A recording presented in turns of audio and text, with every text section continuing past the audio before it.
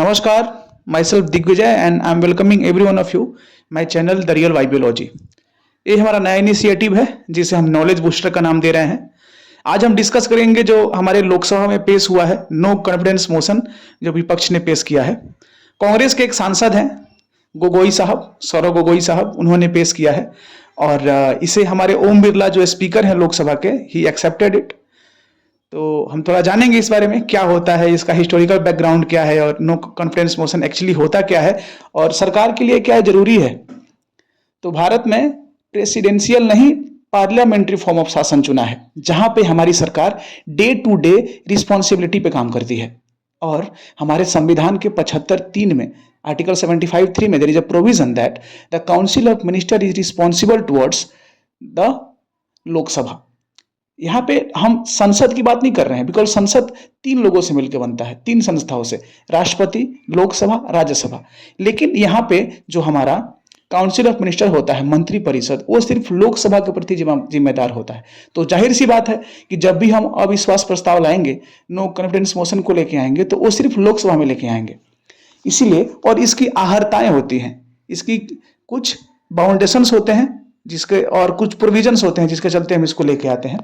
कोई भी सांसद लेके आ सकता है और उस सांसद को 50 साथियों का समर्थन चाहिए, 50 लोकसभा के सदस्यों का समर्थन चाहिए, तो वो लोकसभा में नो कॉन्फिडेंस मोशन लेके आ सकता है। ये पूरा डिपेंड करता है लोकसभा के स्पीकर पे कि वेदर ही एक्सेप्ट इट और नॉट।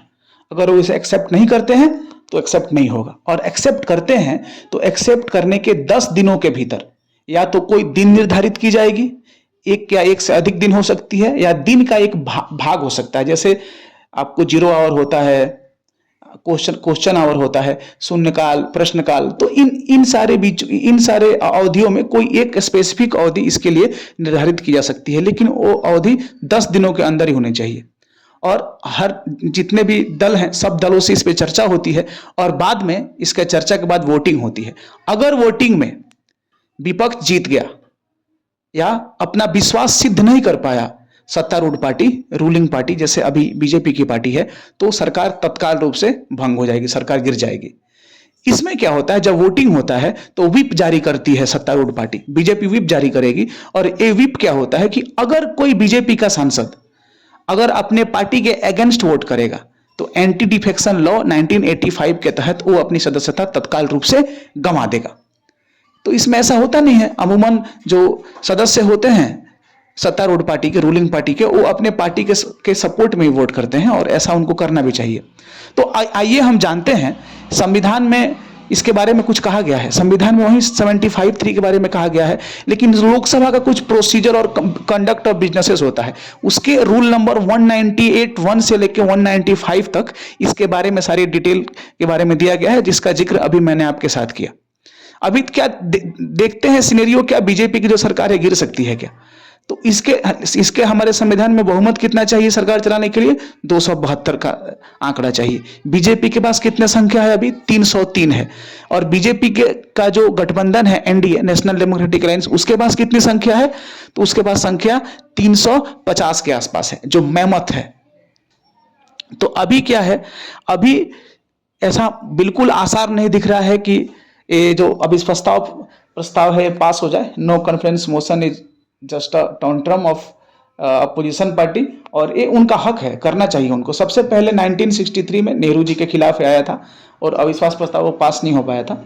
अभी तक भारत में 26 बार ये आ चुका है इसके पहले, और 26 बार में कई बार मोरारजी देसाई की वो पहली सरकार थी जो अविश्वास प्रस्ताव के चलते गिर गई थी। बाद में वाजपेयी जी की सरकार, जो आपने वाजपेयी जी का जो आइकॉनिक भाषण था आपने सुना होगा कि सत्ता रहेगा, विपक्ष रहेगा, पक्ष रहेगा, सत्ता का खेल तो चलता रहेगा, पर ये सरकार रहनी, ये देश रहना चाहिए, इस देश का संविधान रहना चाहिए। तो अविश्वास प्रस्ताव आना चाहिए और ये विपक्ष का हक है। और ये सत्तारूढ़ पार्टी को भी हमेशा अपनी जवाबदेही सिद्ध करनी चाहिए इस बात से कि हाँ, हम मजबूत हैं और हम अल्पमत की सरकार केंद्र में नहीं चला रहे हैं, या राज्यों में जो राज्य सरकारें हैं नहीं चला रही हैं। तो यही आज का नॉलेज बूस्टर का सीरीज़ था। हमें उम्मीद है कि आप हमारे पुराने वीडियो की तरह इसको भी सपोर्ट करेंगे। हम इसको ऑडियो मोड में रखेंगे जो नॉलेज बूस्टर है हमारा।